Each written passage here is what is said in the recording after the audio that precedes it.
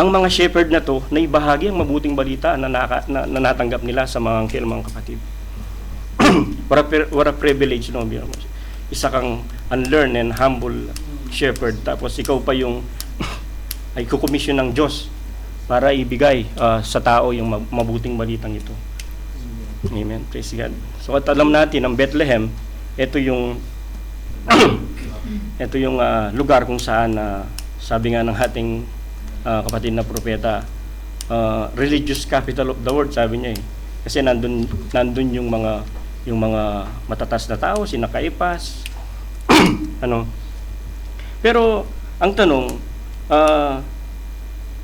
sabi pa ng ating kapatid pala na ito palang Bethlehem founded daw ito ng mag-asawang Rahab at saka ni Solomon, parang gano'n yata. Nung ibahagi ni Joshua yung samsam na lupa sa mga Israel, ang lugar na ito naibigay sa angkan ni Huda. At alam natin, si Solomon is angkan ni Huda hanggang sa si Rahab, naging anak nila si Boaz, kung saan lumabas si Haring David. Ano po mga kapatid? At alam natin si Rahab na nakasulat sa Hebrew chapter 11, sabi niya sa verse 31, sa pananampalataya hindi napahamak na kasama ng mga manunuway ang patutot ni si Rahab. So si Rahab pala isang harlot na tumanggap sa mga tiktik nung tiktikan nila yung lupang pangako, no, mga kapatid. So kung mapapansin natin, si Rahab, nirecognize niya yung one true God. Kasi parang balita lang ito eh. Balita na balita dito sa lugar na ito kung paano hinati ng Diyos, kung paano pinapatnubayan ng Diyos ang bayang Israel. Na kung paano hinati yung dagat na pula, kung paano pinatay yung mga hari ng Amoreo. So si Rahab na recognize niya ito. Kaya and she declared her faith to the one true God, mga kapatid. Kaya siya nailigtas. At dahil ginawa niyang mabuti yung mga tiktik, alam natin na isinamo niya sa mga tiktik kung paano spare nyo nawa ang buhay ng aking mga magulang, sabi niya, sambahayan, aking mga kapatid. Sapagkat ako naman ay gumawa ng mabuti sa inyo, gawan nyo naman ako ng mabuti, sabi niya. So dahil doon, nung maligtas na yung mga tiktik, nagtali sila ng scarlet thread dun sa bintana. So alam natin yung scarlet is color red and it symbolize the blood, no? So it symbolize blood. Sabi nga dun sa yung Passover and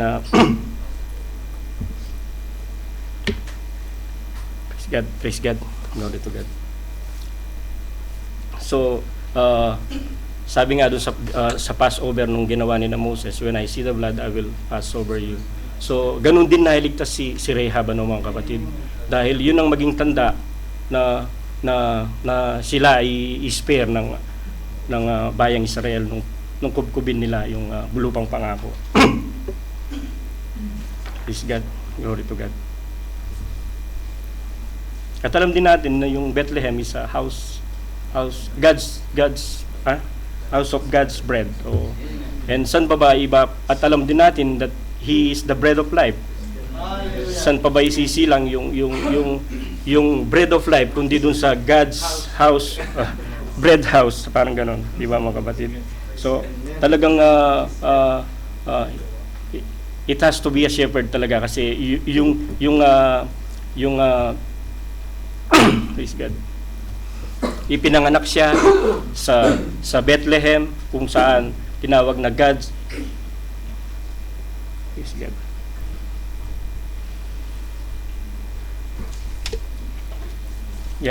God's bread.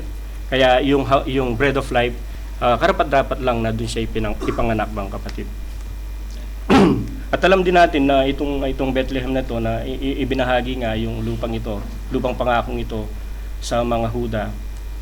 Ang inaano ko lang, mga kapatid, nung panahon na yun, kung paanong sinubdivide ni Joshua sa Book of Judges yung mga lupang ito sa mga angkan ni Israel. Wala man lang yung inggitan. Di man natin, may nasulat ba na nag-away sila dahil sa yung angkan ni Levi, wala ngang natanggap, Nakikita rin natin kung paano piniposisyon ng Diyos ang kanyang mga hinirang. Ganun din sa atin mga kapatid, tayo pinuposisyon ng Diyos. Yung posisyon natin, kagaya nga ng mga ginagamit dito, na sabi nga, walang yung fivefold ministry, ito yung gagamitin para for the perfecting of the church. Sabi nga, for the edifying of the body, until we come to the unity of faith. Praise God. Glory to God. So, Bethlehem, nandito yung mga sacerdote, nandito yung mga dakilang pari, nandito lahat yung mga taong naghihintay ng mga Mesaya. Pero bakit nung ibahagi na ng mga pastol yung pagdating ng Savior, bakit hindi nila tinanggap? Sa karunungan ng tao mga kapatid, napakahirap isipin na sa isang walang alam, sa isang pastol lang ibibigay yung mahalagang mensaheng ito. Bakit hindi dun sa mga talagang sa simbahan, ano? Bakit sa humble shepherd niya inihayag, mga kapatid? Pero baliktad, yung kasing Diyos, sabi nga kanina, God is working in an unusual way. Sabi. Kasi kung usual way niya, hindi mo mararamdaman yung pagka-Diyos, di ba mga kapatid? Kaya gumagalaw siya in an unusual way.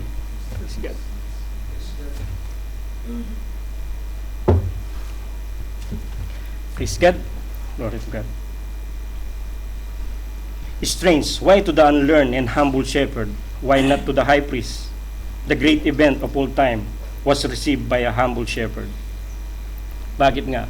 At saka, ang isa pa, nandun sa Bethlehem, pero yung message nandun sa field.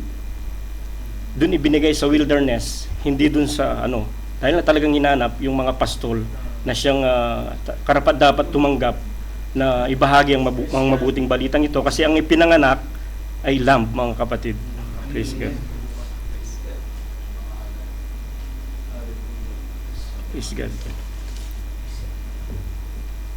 Alam niyo, ang tao, sabi, may kanya-kanyang interes.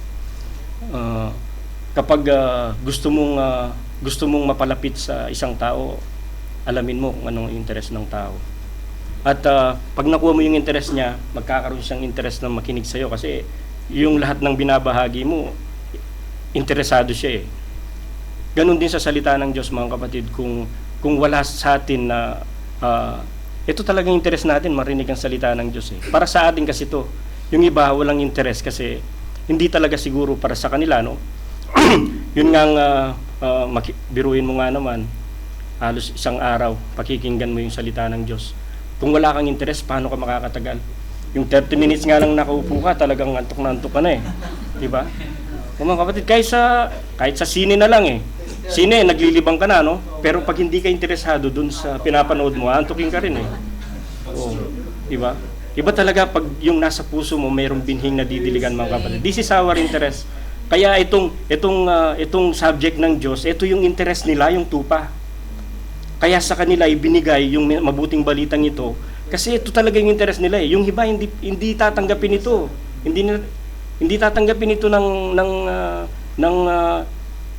hindi nila interest yung bagay. Papupuntahin mo sa sabsaban yung isang pariseo, no? Yung ang ganda-ganda ng suot niya, tapos pupunta sa sabsaban. So, di ba mga kapatid?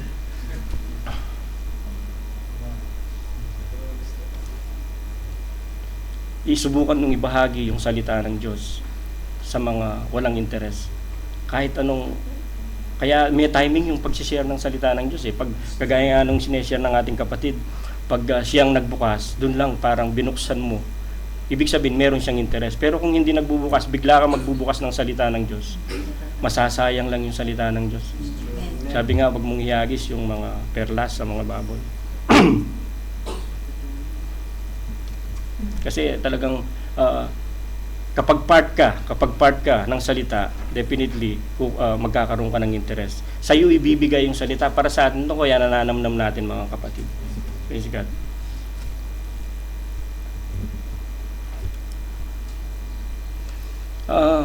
First time nung naalala ko nung panahon ni Moses, mga kapatid, kung babalikan natin yung panahon ni Moses, nung kausapin sila ng Diyos. Ang bayang Israel, nagsumamo kay Moses, nakausapin nila makausap din nila yung Diyos. Nag-prepare sila, 1 linggo silang naglilinis para makaharap lang sa Diyos. At nung makaharap na nila ang Diyos, nakatakot sila. Sabi ko na lang kumusap, baka kami mga matay sa takot. Kung mababasa natin dito, nung mangusap ang anghel, natakot din naman itong mga shepherd sa una. Kaya sabi niya, fear not, dahil ako'y may dalang mabuting balita with great tidings and great joy. Ipinanganak ngayong araw na ito ang tagapagligtas. Praise God. Ano kaya yung nararamdaman ng araw na yon na ikaw alam mo pag kinausap ka ng anghel, Diyos ang nangungusap sa iyo. Para privilege, no, pero hindi naman sila yung parang na-overjoy na nagmayabang na nangusap sa amin ng anghel, kundi ibinahagi nila yung mabuting balitang ito na ipinanganak nga yung nung araw na yon ang tagapagligtas. Praise God. At isa pa mga kapatid, why it has to be a shepherd. Kasi ang pastol walang ibang iniisip yan kundi yung pinapastol niya. Oo. Wala akong meron kaming kapitbahay dati. Marami silang kalabaw. Halos harapan lang namin ang bahay. Meron akong halos kasing idaran, kalaro ko 'yon. Pag maglalaro na kami, naalala ko pa. Pag gabi na, uwi na yan. Iniisip niya na yung papastulin niya sa umaga kasi gigising ng madaling araw. Sa kinabukasan naman, pagkatapos niyang magpastol, halos hindi na siya maliligo, papasok na siya ng eskwela, nangangamoy kalabaw. Pag uwi, hindi siya makikipaglaro, diretso sa kalabaw, papastulin niya na naman sa hapon. Talagang yung buhong, kaya siguro walang natapos sa kanila, 2 lang ang natapos, babae pa. O meron mang isang natapos isa lang na lalaki. Pero halos lahat sa kanila ginugol yung panahon nila sa pagpapastol. Talagang halos mga amoy kalabaw sila, kahit sa eskwela maamoy mo talaga yung amoy ng kalabaw eh. So ganun, no, imagine din natin yung mga pastol na to, walang ibang iniisip kundi yung mga tupa. Walang ibang iniisip kung anong ipapakain sa tupa. So walang nahalo sa kanila na iba. Kagaya nga nila, no, yung kapitbahay, biro mo hindi na nakapagtapos ng pag-aaral dahil bago bumating-ting yung bell, talagang iniisip niya na yung papastulin niya, no, mga kapatid. So makikita natin kung paano rito ang isang pastol nagiging related siya sa kanyang pinapastol. Masyado siyang concerned. So dapat lang na yung makatanggap ng mensaheng ito ay isang pastol sapagkat ang isinilang ay isang tupa at alam niya kung paano alagaan ng tupa, saan matatagpuan yung tupa, at kung ano yung interest ng tupa, mga kapatid. Praise God.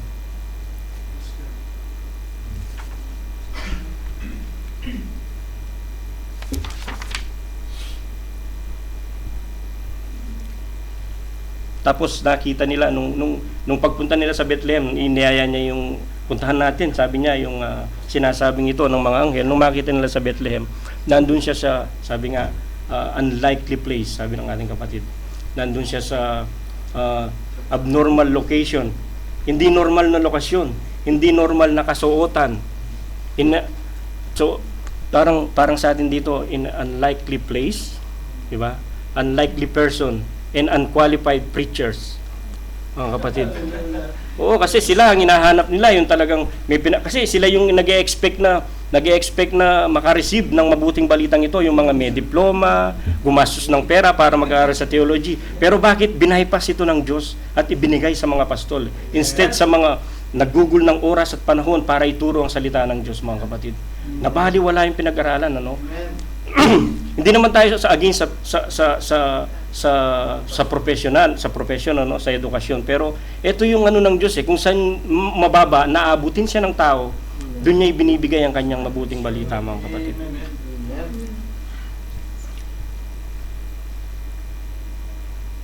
Praise God. Kasi doon sa paraan na yon, lahat ng tao maabot ang Diyos. Hindi yung kung isisilang siya sabi nga sa palasyo, paano magpapa-appoint pa yung tao para makita lang yung isinilang. Sabi nga ang Diyos daw ay gumagamit ng nobody to make it somebody. Sabi nga Di ba mga kapatid? Talagang gagamitin niya yung talagang wala para mamalas kung paano kumilos ang Diyos sa isang tao. Kasi kung somebody na yung gagamitin, kaya marunong magsalita yan, nag-aral yan eh.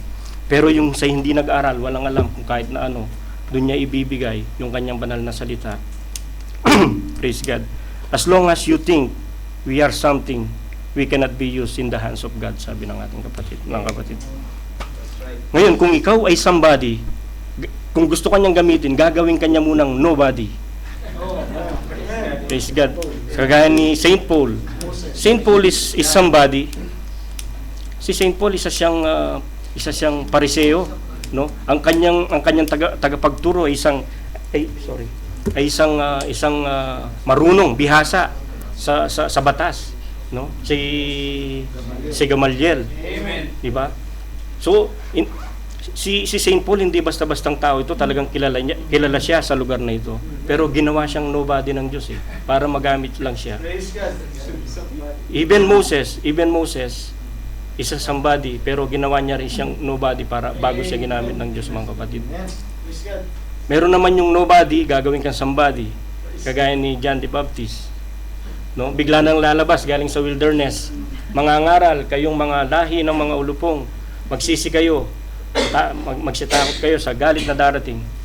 Imagine, mga kapatid, hindi ko ma-imagine kung si John the Baptist nakasuot ng Amerikana paglabas niya sa wilderness. Hindi ko ma-imagine na ganun. For 9 years old, na nandun siya sa hilang, bigla siyang lalabas para mangaral ng Amerikana. Siguro yung buhok niya, hindi naman siguro well-groomed. Wala namang barbero dun sa no? Paano mo paniniwalaan yung isang taong ganun? He is really nobody. Pero ginamit siya ng Diyos to make him somebody. Praise God.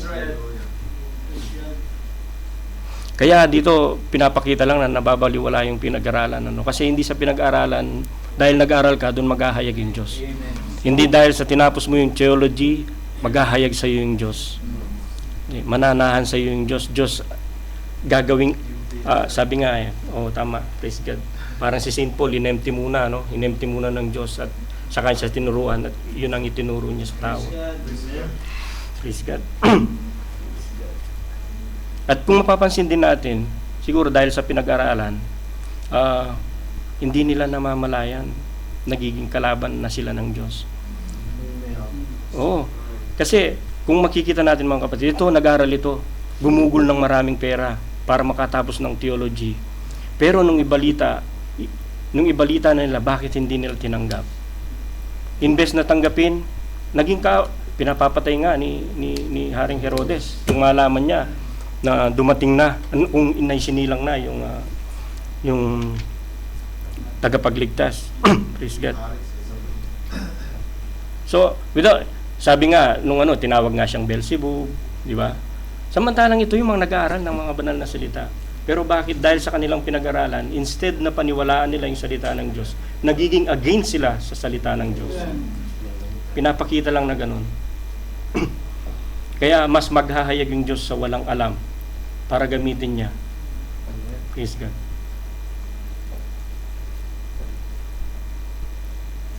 Maraming nagsasabi nga na kami yung tama. Okay, considering, halimbawa na lang natin, mga kapatid. Maghahayag yung Diyos kay Eli Soriano. How Eli Soriano will unite Iglesia ni Manalo? Paano paniniwalaan ni Iglesia ni Manalo itong hinahayag ng Diyos na ito kay Eli Soriano? Hindi ito tatanggapin, mga kapatid. Kaya hindi sa organisasyon maghahayag. Hindi dun sa na-mix up ng mga credo o ng mga dogmas. Kasi ito, nahaluan na ito ng turo ng tao eh. Never, pag nagkaroon ng organization, it causes division. At alam natin, ang Diyos is God of order. Imposible. Kahit pa siguro si Santo Papa, yung Santo Papa nila, na maghayag sa kanya yung Diyos, paano niya mayunite yung Iglesia ni Manalo? Para ihayag yung salitang ito, hindi tatanggapin. Kaya naghanap ang Diyos ng hindi naluhan ng mga turo ng tao at ibahagi yung salitang ito. Praise God. Maganda naman ang intention ng tao eh. no, mag-attend ng worship service. But unknowingly, ang nangyayari, kumakain sila ng sabi nga ng na-share dito, lason, kasi nakakamatay yun eh. Hindi purong salita yun eh. It's contaminated food. Praise God. Napakadali lang, no, kung tuntutusin. Huwag kang magkakaroon, huwag kang magkakaroon ng larawan na ginawa na huwag mong yuyukuran, niyuyukuran sila. Yung gumawa, huwag kang magkakaroon, sabi pala. Huwag kang magkakaroon ng larawang inanyuhan. Huwag kang magkakaroon sa iyo ng larawang inanyuhan na kagaya ng nasa langit, nasa ibabaw ng lupa, nasa ilalim ng lupa, at nasa ilalim ng tubig. Kahit anong kagaya, kawangis, huwag kang magkakaroon. Yung magkaroon lang, bawal na. Yuyukuran mo pa, pupunasan mo pa, paglilingkuran mo pa, mga kapatid. Praise God. Kasi yun lang nagpapatunay na instead na pro God, nagiging hindi nila alam against God sila kasi ayaw ng Diyos yun eh. Binabawal nga niya yun eh.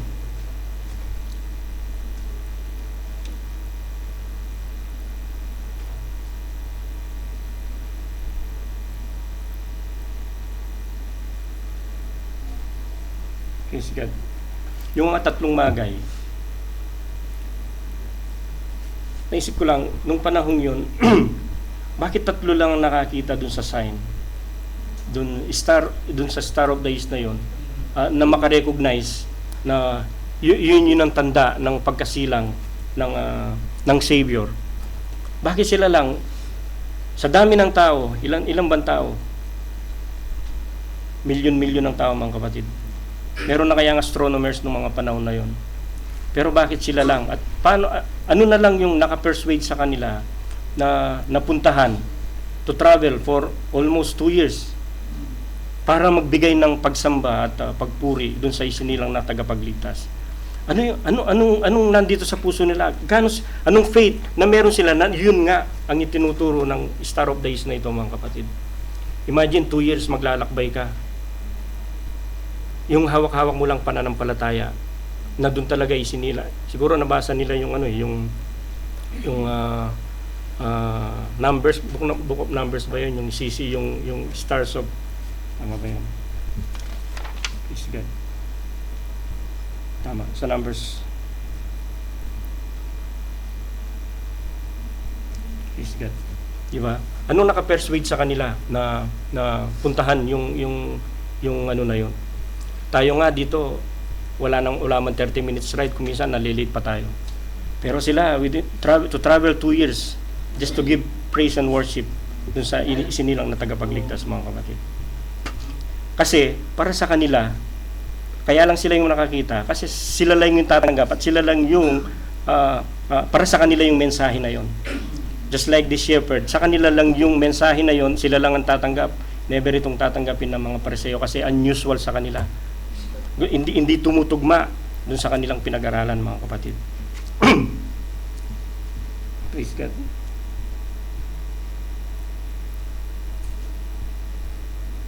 Kaya ganun na lang nung matagpuan nila. Kung yung salita kung ang papangaral mong salita ng Diyos, mga kapatid, alam mong vindicated dito ng Diyos. Kasi kung paano pagkakasabi sa kanila ng anghel, ganun na ganun nilang nakita yung isinilang na tagapagligtas. Gano'ng kagalakan meron ka sa puso mo kapag alam mong yung ipangangaral mo ay bendikado ng Diyos, kasi yun eh. Kumbaga swak na swak yung pagkakabigay na mensahe kung paano nila matatagpuan ang isinilang na sanggol. Ganun nilang nakita. It means it's vindicated by God. Kaya ganun na nung lumabas sila, ganun nilang silang magpuri sa Diyos. Yung kanilang kagalakan na ibahagi sa tao na ito na isinilang ang tagapagligtas, mga kapatid.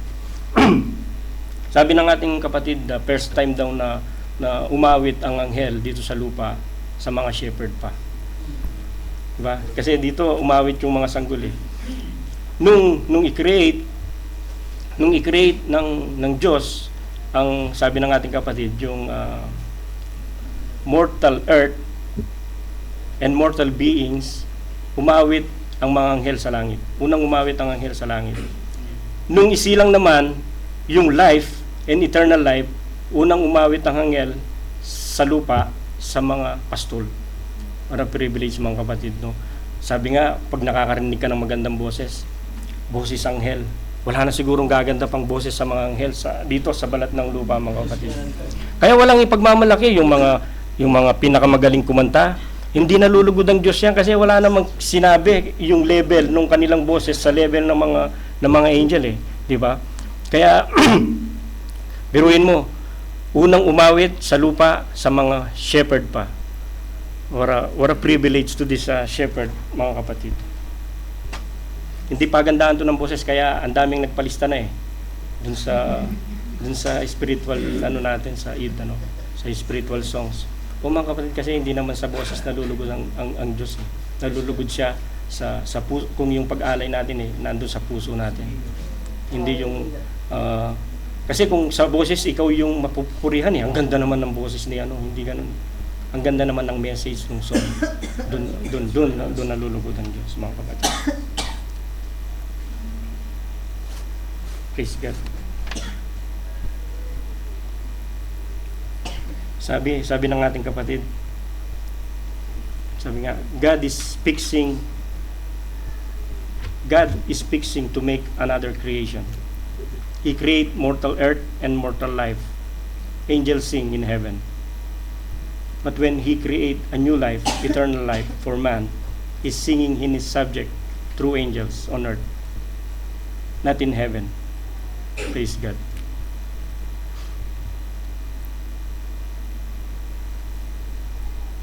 At mapapansin rin natin sa Bible, mga kapatid, yung redemption is being represented by shepherd and the sheep. Yun na yung programa ng Diyos na gagamitin kung paano i-redeem. Kung maalala natin dun sa Garden of Eden, nung bumagsak ang tao, para ma-redeem sila para makabalik sila sa Diyos. Nagtakip nga sila ng fig leaves, pero hindi yun ang ginawa ng Diyos. Nagpatay siya ng tupa at binigyan ng sheepskin ba? O sheepskin, Praise God. So, nung una pa, yun na yung palatuntunan ng Diyos. It represent shepherd and a sheep. Kung paano i-redeem, ganun ang gagawing redemption ng Diyos. Kaya it's type the shadow lang New Testament to the Old Testament and New Testament. Kaya ang ating Panginoong Diyos yun rin ang inalay na lamp para sa katubusan ng ating kasalanan, mga kapatid.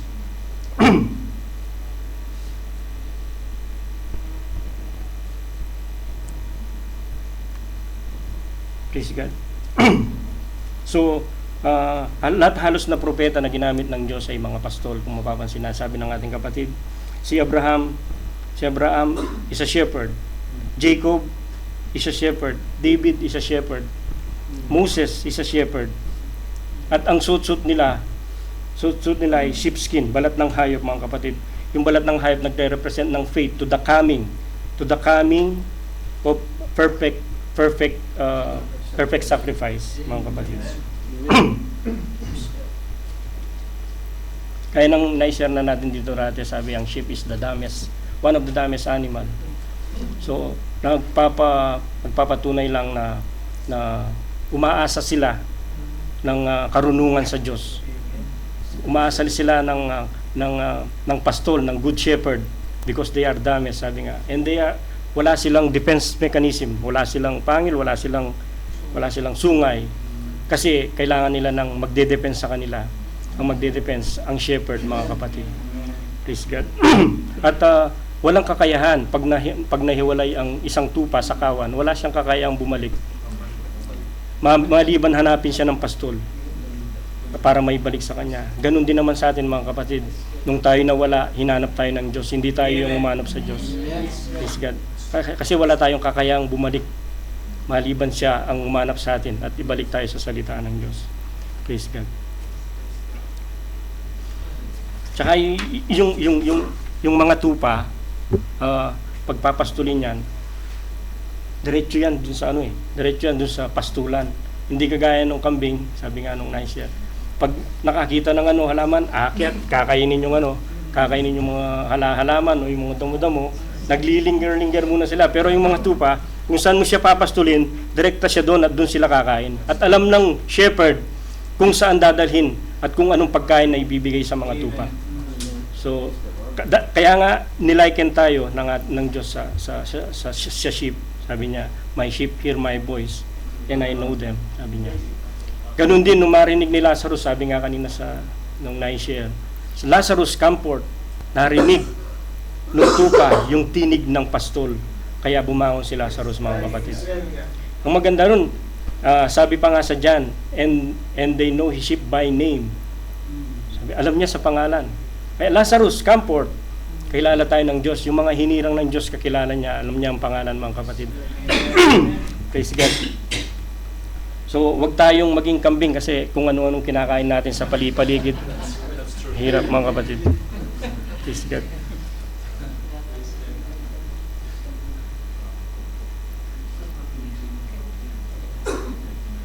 Hindi mo mapapabricate yung nature na inilalabas sa katawan ng tupa. Kahit anong gawin mo, kahit ahitin mo pa yung balahibo ng tupa, lalabas at lalabas pa rin yung wool sa kanya. Hindi pwedeng i-fabricate yun kasi nature niya yun eh. Bihisan mo man yung baboy ng isang balat ng tupa, sabi ng ating kapatid. At i-treat mo na parang isang tupa. Alagaan mo siya na parang isang tupa. Kahit na i-manicure mo siya, sabi niya. Pag nakakita siya ng putik, magsusubsub siya doon, sabi niya. Kasi yun ang nature niya eh. Diba? Kagaya din naman sa atin mga kapatid, nature sa isang tao, kung paano natin i-manifest yung salita ng Diyos. Sa atin, nature natin dapat yun. Kasi yun ang nature ng tupa eh. Kaya nga tayo ginaya sa isang tupa, mga kapatid. Sabi pa ng ating kapatid, yun daw, the most hypocrite animal is the crow.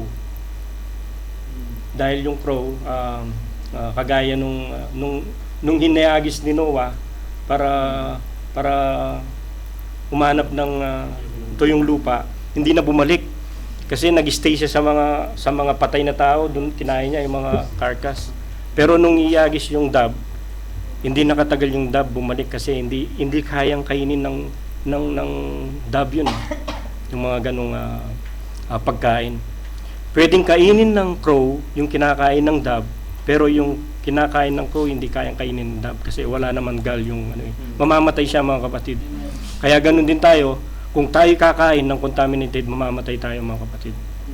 Hindi kayang i-digest natin yun. Kaya ang shepherd, alam niya kung ano talaga yung papakain sa tupa. It's a diet of a sheep. Yung proper diet, mga kapatid, napaka-importante yun. Kasi kapag ginaluhan mo na yung salita ng Diyos, ano na yun eh, anti-word na yun eh. Yun nga ang isang salita, sabi niya dun sa Garden of Eden, you shall not surely die. Nilaglan niya lang ng not, mga kapatid, pero bumagsak ang sanglibutan. Kaya itong pagkain na, purong pagkain ito yung talaga yung karapat-dapat na kainin ng mga inhirang at mga tupa, mga kapatid. Praise God.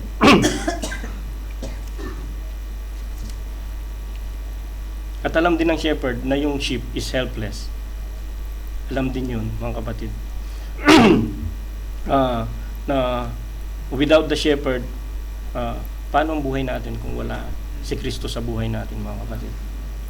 Ano kaya tayo ngayon? Sabi nga, ito yung galing yung image na to sa bis eh. Kapag wala yung Espiritu ng Diyos sa'yo, masigit ka pa sa hayop.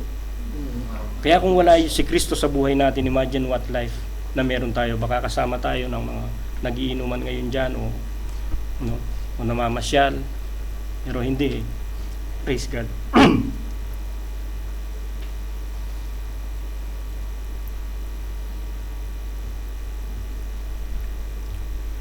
Sabi ng ating kapatid, itong mga dakilang propeta, alam natin na ang Diyos hindi nagbabago. He is the same yesterday, today, and forever. Kung gumamit siya ng mga shepherd noon, hindi na nakakapagtakang gagamit din siya ng shepherd sa panahong ito na iyahayag yung mabuting balita. He is the same yesterday, today, and forever, mga kapatid. God will never change His program. Si Moses, kung titingnan natin yung naging ministry ni Moses, mga kapatid. At alam natin si Moses tumitipo tipo ng Diyos, tipo siya ni Jesus Christ, mga kapatid. Sabi nung ministry ni Moses, sabi ng Bible, binigyan si Moses ng 3 signs. 3 signs para ma-vindicate ng Diyos yung kanyang ministry. Yung first signs, kung babasahin natin sa Exodus, siguro basahin natin, mga kapatid. Is that? Sana makuha nyo to, kasi ang ganda nito, mga kapatid. Nawa sa tulong ng Diyos may deliver natin, may share ng maganda. Sa Exodus chapter 4 verse 8. Umpisan siguro natin sa chapter 4 verse 1. Sabi niya, "And Moses answered and said, But behold, they will not believe me, nor hearken unto my voice. For they will say, The Lord hath not appeared unto thee. And the Lord said unto him, What is it that in thine hand? And he said, A rod. And he said, Cast it on the ground. And he cast it on the ground, and it became serpent. And Moses fled from before it.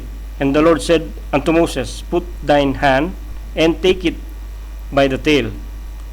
And he put forth his hand, and caught it, and it became a rod in his hand, that they may believe that the Lord God of their fathers, the God of Abraham, the God of Isaac, and the God of Jacob, had appeared unto thee."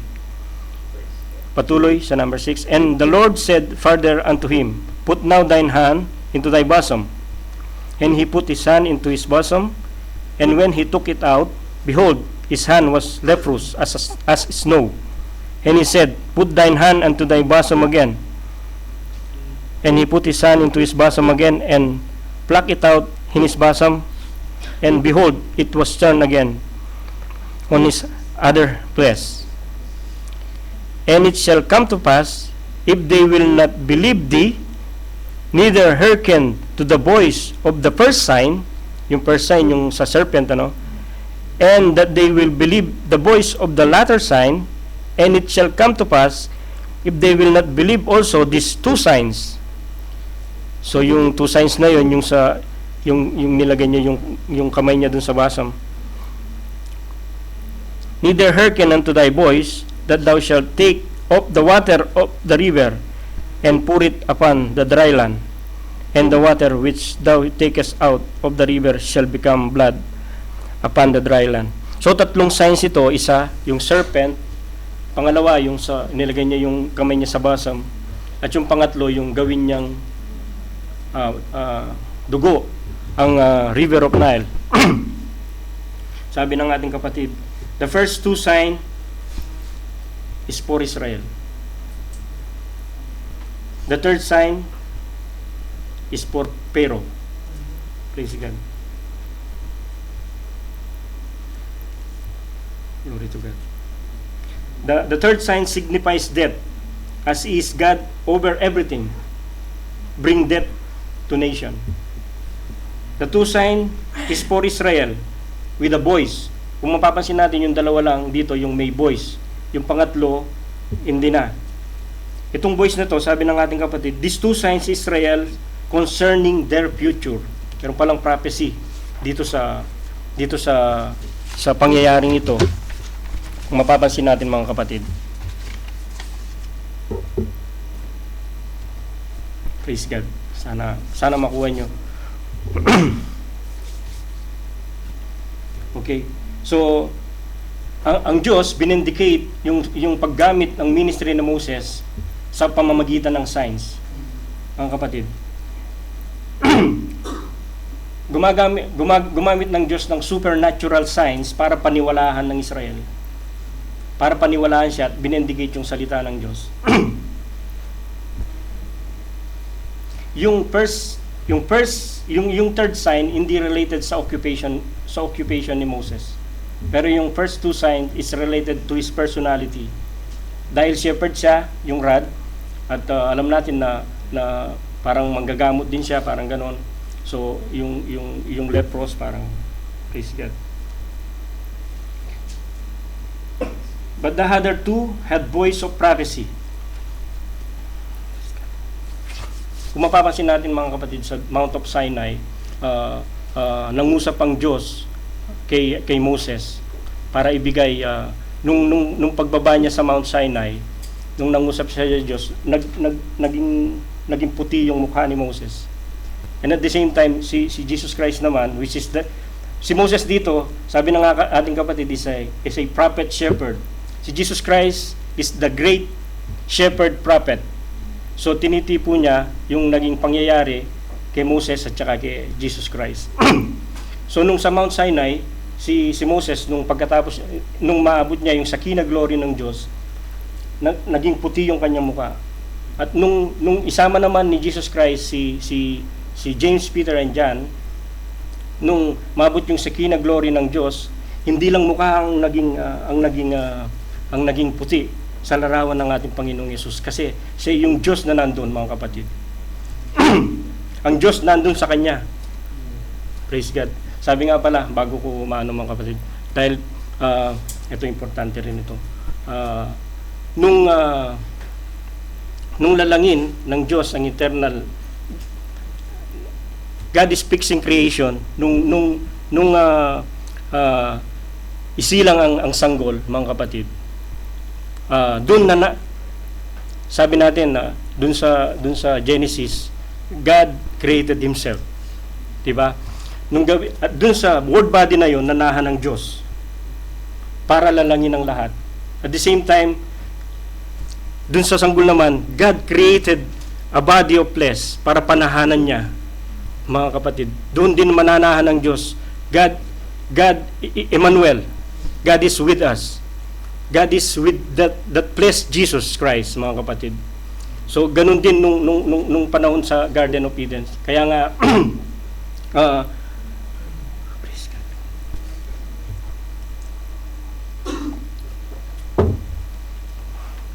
Kaya yung paggawa niya, nang gawin niya itong lamb na ito, God created the flesh, Jesus Christ, to dwell. At ito rin ang gagamitin niyang pantubos sa kasalanan ng tao, mga kapatid. Doon siya nag-indwell. It's its own sarili niya. He created himself, the same in the word body, na kung saan nanahan ng Diyos. Ito sa sanggol naman na ito, nanahan din ang ating Diyos through Jesus Christ. Praise God.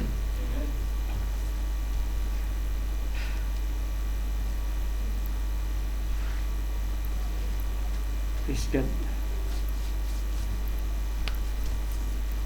So, alam natin si Moses, he guided Israel by this shepherd staff. I-deliver niya ang Israel from the land of Egypt. Ganun din ang gagawin ng great shepherd na ito, na i-deliver niya ang Israel, mga kapatid, by this yung Exodus na ginawa ni Moses, gagawin din ito ng ating Panginoong Yesus, mga kapatid. Praise God.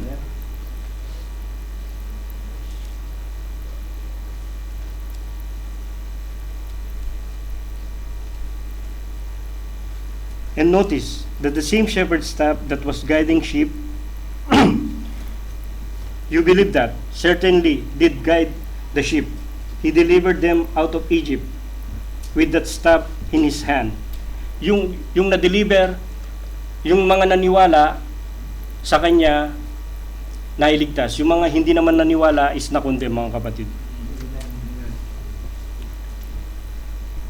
Sabi niya, but to hit the highlight, the guided the sheep and sent judgment upon the rejecting of it. So, yung nag-guide sa kanila, dito sa shepherd staff ng prophet shepherd na ito, yung hindi naman naniwala, naging judgment sa kanila. Praise God.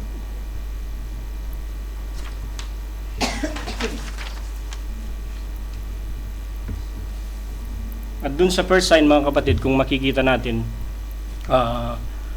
nung gawin ng serpent yung rod, ginaya rin ito ni Pero ng magician.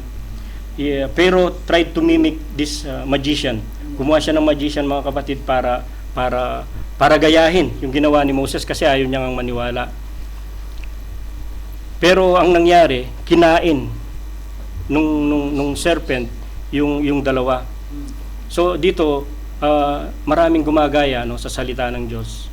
At makikita natin kung paano naglaho yung mga gumagayang ito, mga kapatid. Pero nanatili yung salita ng Diyos. Sabi niya nga, heaven and earth will pass away, but my word will not pass away.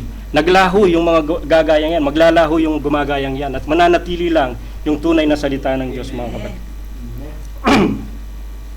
Praise God.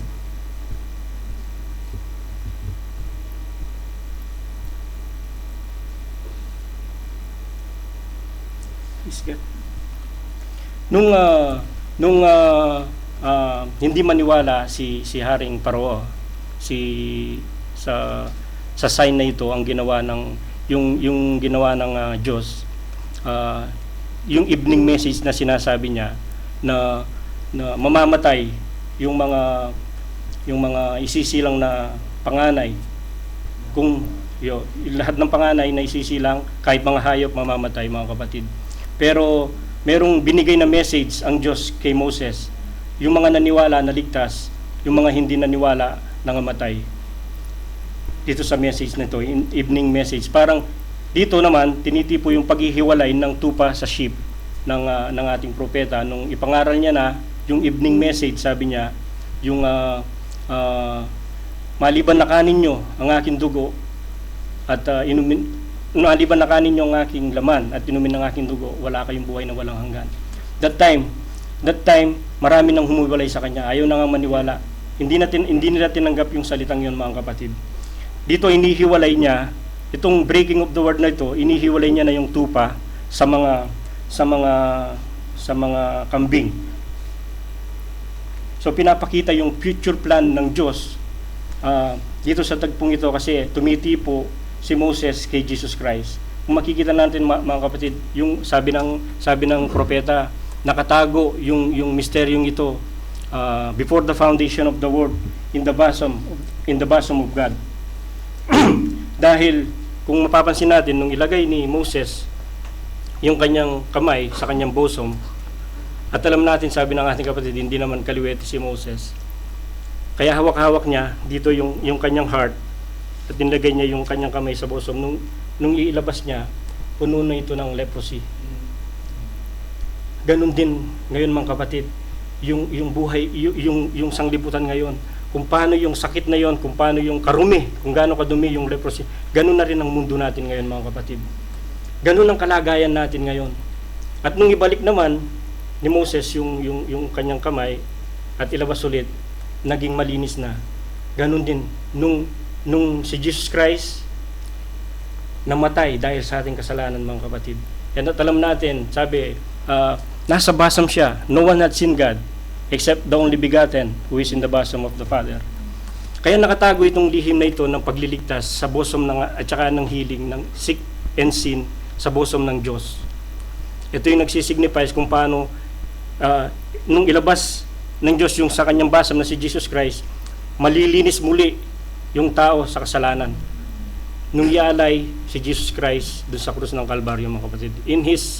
By His stripes, sabi nga, we are all healed. Praise God.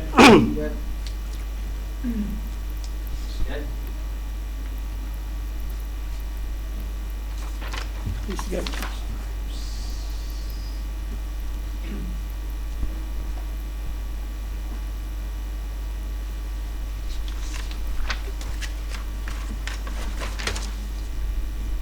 So, yung mensahe ito, mga kapatid, para lang talaga sa mga tatanggap. Para lang talaga sa mababa na kagaya natin.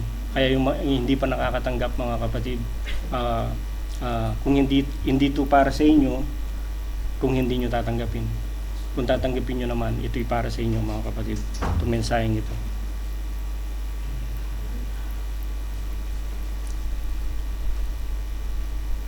Sabi ng ating kapatid, that secret had been in the God's bosom all these years, covered by His right hand, Jesus. the great shepherd, took upon himself our guilt for us. Sabi nga sa Isaiah, by his stripes we are healed.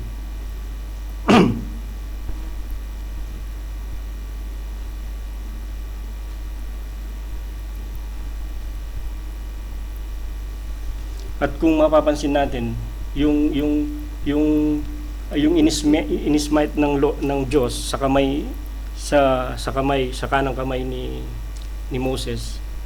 Moses, sabi niya, smite himself. Jesus Christ also smite himself. Inalay niya yung kanyang buhay sa atin. He laid down his life for us, mga kapatid. Kaya yun din ang naglinis nung pagkatapos na siya ialay sa krus ng Kalbaryo, mga kapatid. Inalay niya ang kanyang sarili para lang tayo malinis. Look at the condition of the world, kung paano karumi, how leprous it is. Pero dahil sa great shepherd na ito, mga kapatid, nalinis tayo. Amen. Kaya nga, it has to be a shepherd. Kasi ito yung mag-guide sa atin, at ito rin ang inalay ay sheep. It has to be shepherd and a sheep, mga kapatid. Praise God, glory to God.